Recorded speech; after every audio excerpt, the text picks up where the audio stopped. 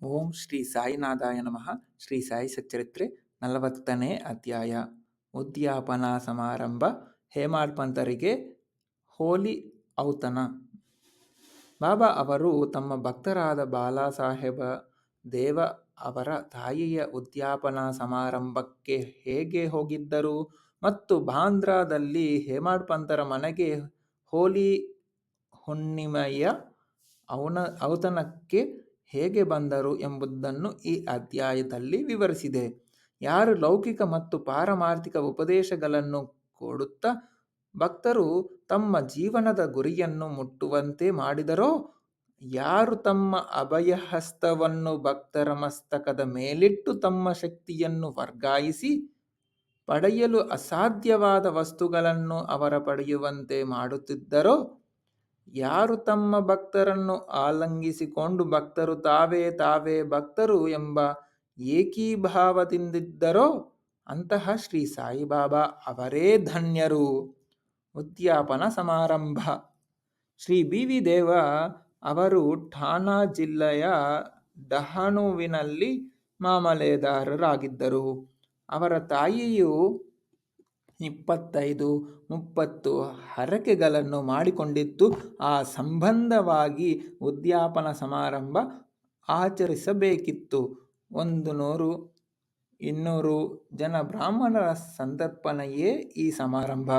ಶ್ರೀದೇವ ಅವರು ಒಂದು ದಿನ ನಿಶ್ಚಯಿಸಿ, ಸಾಯಿಬಾಬಾ ಅವರು ಈ ಸಮಾರಂಭಕ್ಕೆ ಬರದಿದ್ದರೆ ಸಮಾರಂಭವು ಶೋಭಿಸುವುದಿಲ್ಲವೆಂದು ಅವರನ್ನೂ ಸಹ ಊಟಕ್ಕೆ ಕರೆದುಕೊಂಡು ಬರುವಂತೆ ಶಿರಡಿಯಲ್ಲಿಯ ಬಾಪೂ ಸಾಹೇಬರಿಗೆ ಪತ್ರ ಬರೆದರು. ಬಾಬಾ ಅವರು ಆಮಂತ್ರಣ ನೋಡಿ, ನನ್ನನ್ನು ಸ್ಮರಿಸುವವರ ಬಳಿ ನಾನು ಸದಾ ಇರುತ್ತೇನೆ. ನನಗೆ ವಾಹನ ಸೌಕರ್ಯದ ಅಗತ್ಯವಿಲ್ಲ. ನನ್ನನ್ನು ಪ್ರೀತಿಯಿಂದ ಆಹ್ವಾನಿಸಿದವರ ಹತ್ತಿರ ನಾನು ಶೀಘ್ರವಾಗಿ ಓಡುತ್ತೇನೆ. ನಾನು, ನೀನು ಮತ್ತು ಇನ್ನೊಬ್ಬನು ಜೊತೆಗೂಡಿ ಬರುತ್ತೇವೆಂದು ಉತ್ತರ ಬರೆದು ಹಾಕು ಎಂದರು.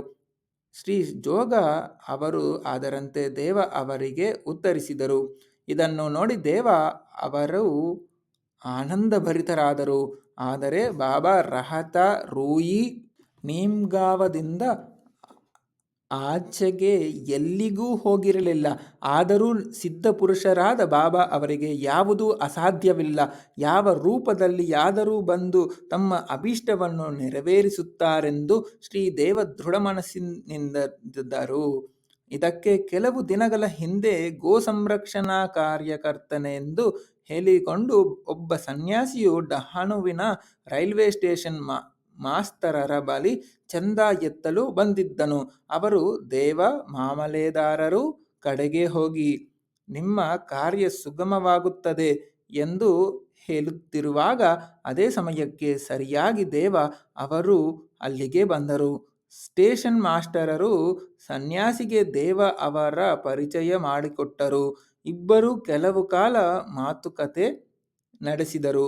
ಆಗ ದೇವ ಅವರು, ಈಗ ತಾನೇ ನರೋತ್ತಮ ಶೆಟ್ಟಿ ಬೇರೆ ಕಾರ್ಯಕ್ಕೆ ಚಂದ ಎತ್ತಿದ್ದಾರೆ.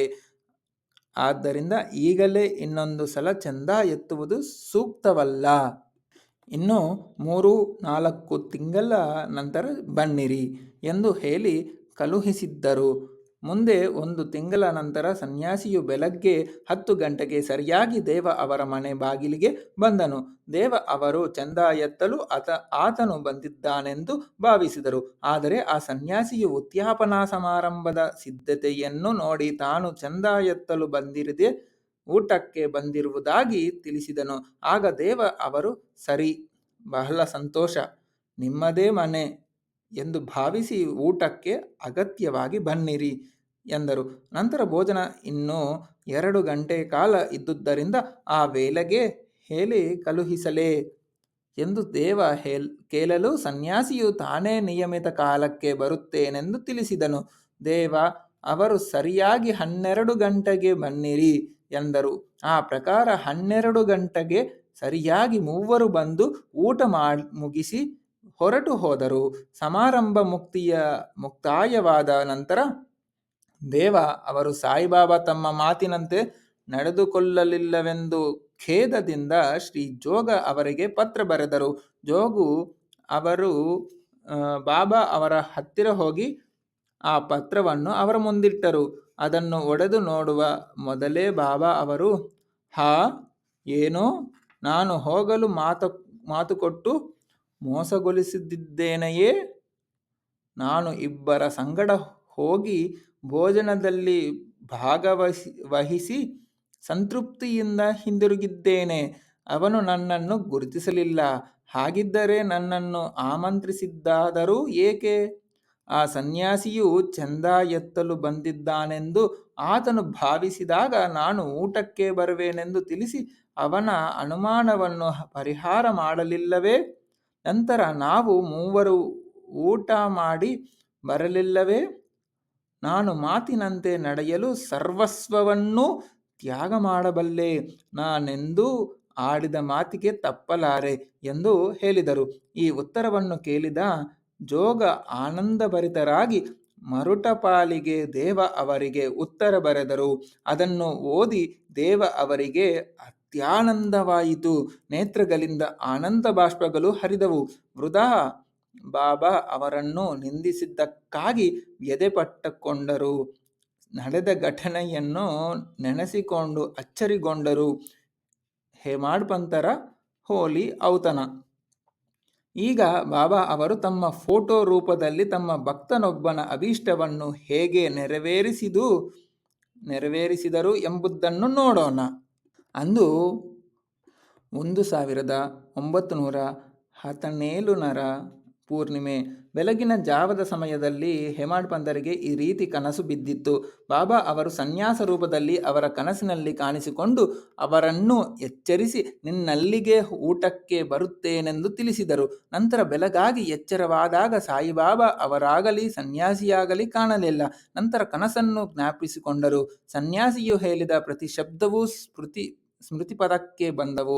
ಅವರು 7 ವರ್ಷಗಳಿಂದ ಬಾಬಾ ಅವರ ಸಂಪರ್ಕ ಪಡೆದರೂ ಮತ್ತು ಸದಾ ಬಾಬಾ ಅವರನ್ನು ಧ್ಯಾನಿಸುತ್ತಿದ್ದರೂ ಸಹ ಬಾಬಾ ಅವರು ತಮ್ಮ ಮನೆಗೆ ಊಟಕ್ಕೆ ಬರಬಹುದೆಂದು ತಿಳಿದಿರಲಿಲ್ಲ. ಕೂಡಲೇ ತಮ್ಮ ಹೆಂಡತಿಗೆ ಈ ದಿನ ಹೋಲಿ ಹಬ್ಬವಾದುದರಿಂದ ಒಬ್ಬ ಸನ್ಯಾಸಿ ಅತಿಥಿಯಾಗಿ ಊಟಕ್ಕೆ ಬರಬಹುದೆಂದು ಹೆಚ್ಚು ಅಡಿಗೆ ಮಾಡಲು ಹೇಳಿದರು. ಆಗ ಅವಳು, ಯಾರು, ಎಲ್ಲಿಂದ ಬರುತ್ತಾರೆ ಎಂದು ಕೇಳಲು ತನ್ನ ಕನಸನ್ನು ಹೇಮಾಡ್ ಪಂತ ಅವಳಿಗೆ ವಿವರಿಸಿದರು. ಅವಳ ಅನುಮಾನದಿಂದ ಬಾಬಾ ಅವರು ಶಿರಡಿಯ ರುಚಿಕರವಾದ ಊಟ ಬಿಟ್ಟು ನಮ್ಮ ಮನೆಯ ಸಾದಾ ಊಟಕ್ಕೆಂದಾದರೂ ಬರುತ್ತಾರೆಯೇ ಎಂದು ಕೇಳಿದರು. ಆಗ ಹೇಮಾಡ್ ಪಂತರು, ಬಾಬಾ ಅವರೇ ಸ್ವತಃ ಬರದಿದ್ದರೂ ಯಾರಾದರೂ ಒಬ್ಬ ಅತಿಥಿ ರೂಪದಲ್ಲಿ ಬರಬಹುದೆಂದು ಹೆಚ್ಚಿಗೆ ಅಡಿಗೆ ಮಾಡುವುದರಿಂದ ನಷ್ಟವೇನೂ ಇಲ್ಲ ಎಂದರು. ಮಧ್ಯಾಹ್ನದ ಹೊತ್ತಿಗೆ ಅಡಿಗೆ ತಯಾರಾಗಿತ್ತು. ದೇವರ ಪೂಜೆ ನೆರವೇರಿಸಿ 2 ಸಾಲು ಎಲೆ ಹಾಕಿದರು. ಮನೆಯವರೆಲ್ಲ ತಮ್ಮ ತಮ್ಮ ಮನೆಗಳ ಮೇಲೆ ಕುಳಿತರು.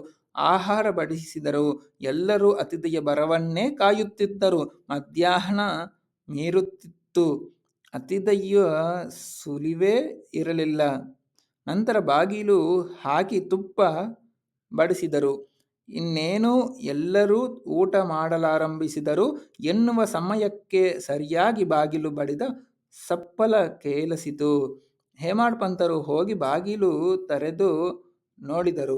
ಅಲ್ಲಿ ಅಲಿ ಮಹಮ್ಮದ್ ಮತ್ತು ಇಸ್ಮು ಮುಜಾವರ ಅವರನ್ನು ಕಂಡರು. ಮನೆಯವರೆಲ್ಲ ಊಟಕ್ಕೆ ಕುಳಿತಿರುವುದನ್ನು ನೋಡಿ ತೊಂದರೆ ಕೊಟ್ಟಿದ್ದಕ್ಕಾಗಿ ಅವರು ಕ್ಷಮೆ ಬೇಡಿ, ಊಟ ಮಾಡಲು ನಿಮಗೆ ಎಲ್ಲರೂ ಕಾಯುತ್ತಿದ್ದಾರೆ, ಇದನ್ನು ತೆಗೆದುಕೊಳ್ಳಿ ಎಂದು ಹಳೆ ಕಾಗದದಲ್ಲಿ ಸುತ್ತಿದ್ದ ಫೋಟೋ ಒಂದನ್ನು ಹೇಮಾಡ್ ಪಂತರ ಕೈಗಿತ್ತು. ನಂತರ ವಿವರವಾಗಿ ತಿಳಿಸುವೆವು, ಊಟ ಮುಗಿಸಿ ಬನ್ನಿ ಎಂದು ಹೇಳಿ ಹೋದರು. ಹೇಮಾಡ್ ಪಂತರು ಅದನ್ನು ಬಿಚ್ಚಿ ನೋಡಲಾಗಿ ಶ್ರೀ ಸಾಯಿಬಾಬಾ ಅವರ ಸುಂದರ ಫೋಟೋ ಕಂಡು ಆನಂದಭರಿತರಾದರು. ನಂತರ ಆ ಫೋಟೋವನ್ನು ಕಣ್ಣುಗಳಿಗೆ ಒತ್ತಿಕೊಂಡು ಭೋಜನ ಗೃಹಕ್ಕೆ ಬಂದು ಅತಿಥಿಗಾಗಿ ಕಾದಿರಿಸಿದ್ದ ಸ್ಥಳದಲ್ಲಿ ಅದನ್ನಿಟ್ಟು ನೈವೇದ್ಯ ಅರ್ಪಿಸಿ ಎಲ್ಲರೂ ಊಟ ಮಾಡಲಾರಂಭಿಸಿದರು. ಕನಸಿನಲ್ಲಿ ಹೇಳಿದಂತೆ ಸ್ವತಃ ಬಾಬಾ ಅವರೇ ತಮ್ಮ ಮನೆಗೆ ಊಟಕ್ಕೆ ಬಂದಿರುವರೆಂದು ಭಾವಿಸಿ ಎಲ್ಲರೂ ಅನನ್ಯವಾಗಿ ಫೋಟೋಕ್ಕೆ ವಂದಿಸಿದರು. ಅಲಿ ಮಹಮ್ಮದ ಅವರಿಗೆ ಈ ಫೋಟೋ ಹೇಗೆ ದೊರಕಿತು, ಹೇಮಾಡ್ ಪಂತರಿಗೆ ಏಕೆ ಅದನ್ನು ಕೊಟ್ಟರು ಎಂಬುದನ್ನು ಮುಂದಿನ ಅಧ್ಯಾಯದಲ್ಲಿ ವಿವರಿಸುತ್ತೇನೆ. ಶ್ರೀ ಸಾಯಿ ಪ್ರಣಾಮ. ಶ್ರೀ ಸಚ್ಚಿದಾನಂದ ಸಮರ್ಥ ಸದ್ಗುರು ಸಾಯಿನಾಥ್ ಮಹಾರಾಜ್ ಕಿ ಜೈ. ಹರಿ ಓಂ. ಗುರುದೇವ ದತ್ತ ಕಿ ಜೈ.